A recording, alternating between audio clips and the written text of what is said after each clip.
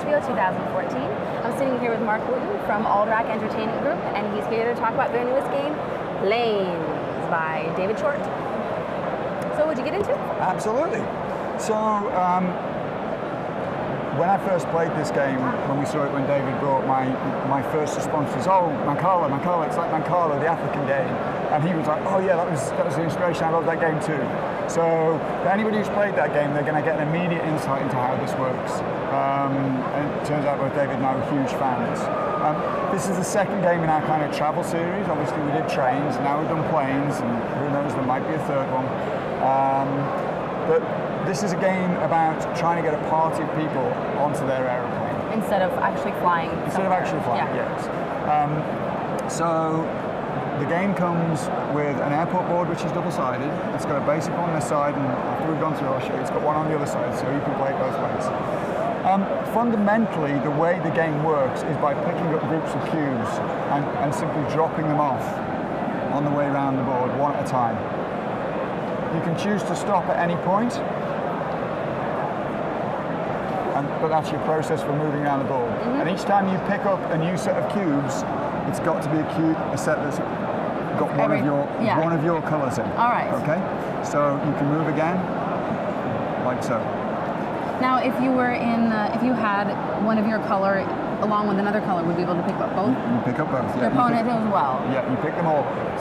If you ever manage to be in a situation where the last cube that you play could land on the gate of your colour, I should probably do that with actually the gate of the colour. So if I was in this situation, I could go 1, 2, 3. Yeah, so now you're into the gate of the yellow plane. So the last cube in that move, you board and you score victory points. Okay. So that's the basic premise of the moving. However, in addition to that, we have action cards and additional victory point cards. Once per turn, before you move, you can play an action card.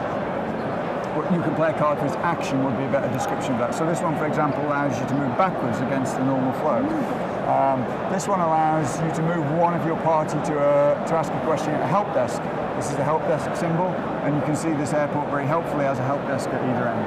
And this is useful because if I want to make a particular move, I might want to start off in this square, and I haven't got anybody here, so I can move this way. In addition to that, if at the end of your move you have fulfilled any of these board positions, so for example, at least one, and the white symbol refers to your colour, at least one asked a question at help desk, i.e. is that a help desk? You would score this card as points. As points, and the victory points. The victory points are actually in the bottom right-hand corner there. So each of these have the action on the half and then goal on the half. So it gives them double purpose. Yeah, you can only use it for one or the other. Yes, exactly. Because if you play it as an action, it's discarded. If you play it as a victory point, it's scored. If ever you have no cards in hand, you're allowed to draw a card at the end of the turn. The nice little tickets that we have here actually show you the phases. So you play an action card, look at that. move, and then you may score a card. Nicely disguised. Blue party of 5. Yeah. And on the back, all of the symbols that appear on the board are also there as a little cheat sheet. And as you said, I don't know whether it shows up on the camera. It's actually perforated along here. So they really look like airplane tickets, these here. They're fantastic. We do recommend that you don't actually... Yeah, you don't want to actually rip them off there. So, a couple of other things that go on in the game. Because we've got some other tokens here, if you ever get 7 cubes in one space, 7 or more, 2, 4, 6, 7, this becomes a blockage. I actually have I took a picture with my phone last time I was leaving the States. And I was going to post it on Facebook saying, this is what 7 cubes in one space looks like. Because I was in one of the American airports and it was so jammed that I just couldn't, you literally couldn't. You can't move. That's what this is. Yeah.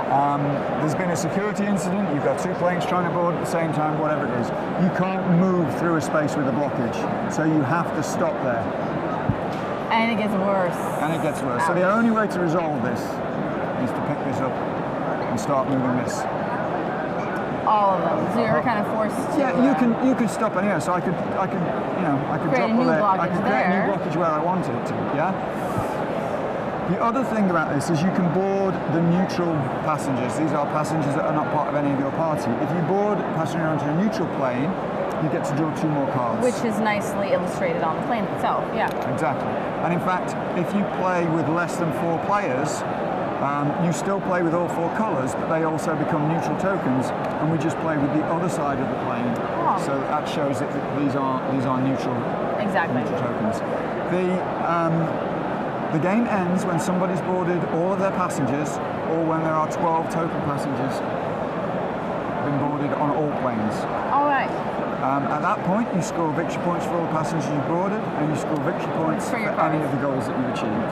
How long will a game typically take to play? I think it's, I would say, I think it's about 40 to 45 minutes. I can check, because we have put it on the back here, as we do with all our games. They say 30 minutes.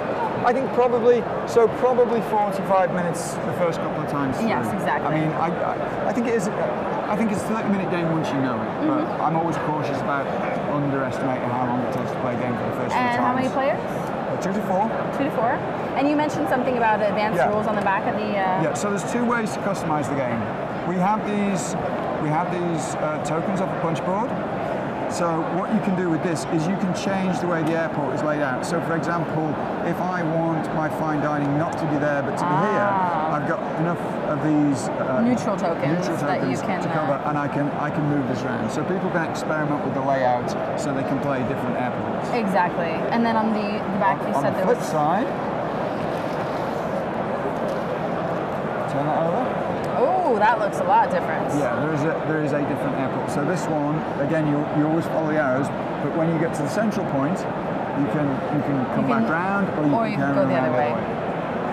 So that's. It's just adding a new type of airport. Yeah, I think probably slightly more advanced, because it offers you a few more options. So once you get into the game, it forces a big chance of getting in the blockage in the middle here. Yeah. Absolutely, it's all about the congestion in the airports, right? So. Great, thank you very much. If I was clever, I would have noticed that not only do we have the time on the board, but actually the time's on the ticket as well. That is fantastic. Lots of little details you gotta love there. These cones and these airplanes and everything are just beautiful and really get the theme, right? Yeah, I think it's got a really nice feel. It feels like the theme. I'm in destination here to victory. Having been stuck in an airport recently, as I said. Yeah. I feel you. This game has a lot of that feel about it. Fantastic. It's very engaging, very quick and simple to learn, but a lot of fun to play. And with the customization, it has a lot of repeat play value, I think. That sounds great. Can't wait to try it. Thank you so much. That was Planes from Alderac Entertainment Group.